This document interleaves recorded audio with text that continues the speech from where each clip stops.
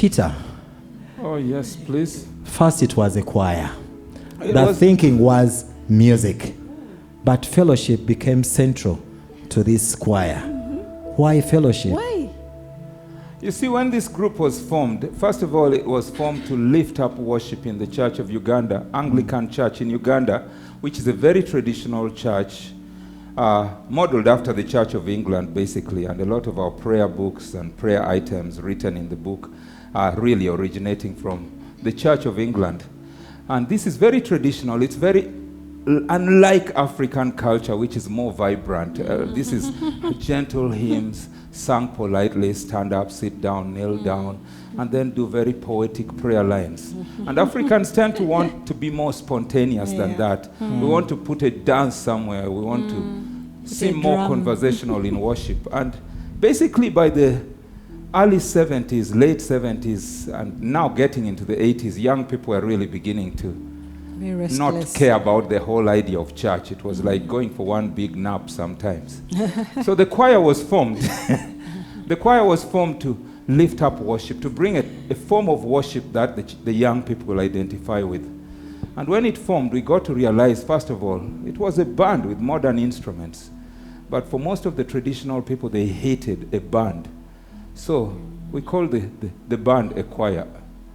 Or a band, depending upon whether we are going to meet young or seniors. Then also we got to find nice ways of doing the very hymns that people are not loving in ways that brought them to life and got them deaf, because now they're able to listen to them and understand them again in a way that connects the young people. Of course, when we got together, one of the first things we were to learn was that when human beings get together, they can rub the wrong way quite a lot. And musicians have strong egos. And music, the world of music, is driven by a strong desire to shine.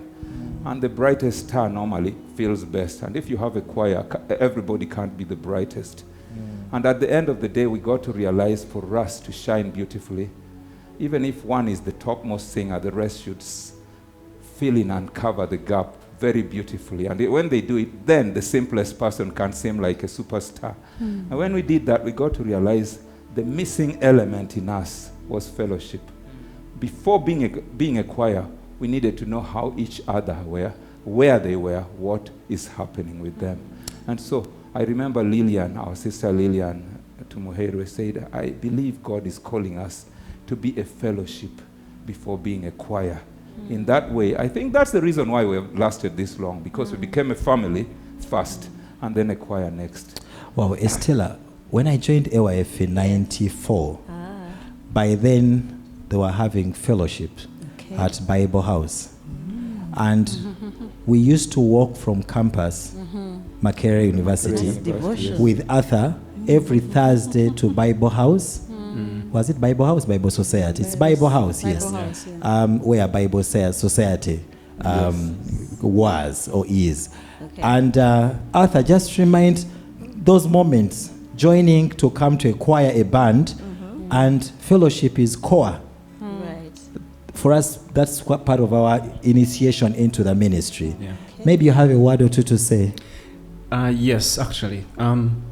Because when I joined AYF, actually, it was Andrew who invited me to join. What happened is that Andrew, we were first-year students at Makerere, and Andrew was the choir director in Nkrumah Hall, and I was the choir director in Northcote Hall, and we had our Nkru Court fellowship.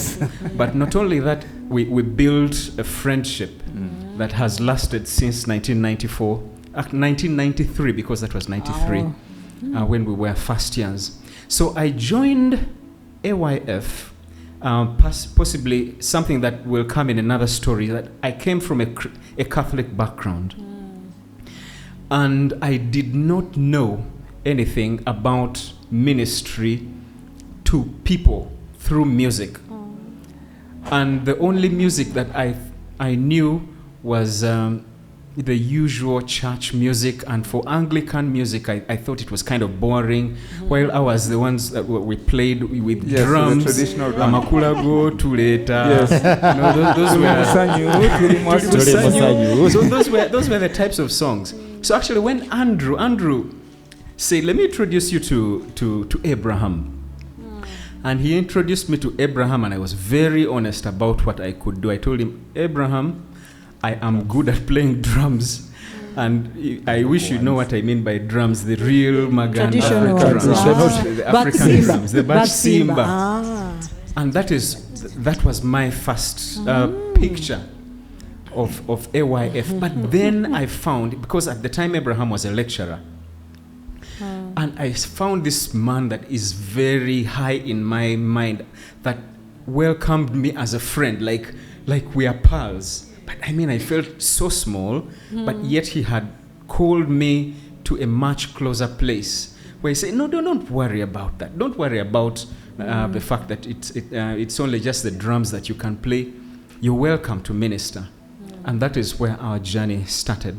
And that's when I got to know it was something much bigger than the music that is played, but a fellowship to which we were called, a fellowship of brethren, of friendships that have lasted years, that have lasted all our problems that we have gone through till this moment. We have lost close ones, and we are the family that we've always had. We've enjoyed the happiest moments from graduation. I mean, just seeing AYF singing at my graduation.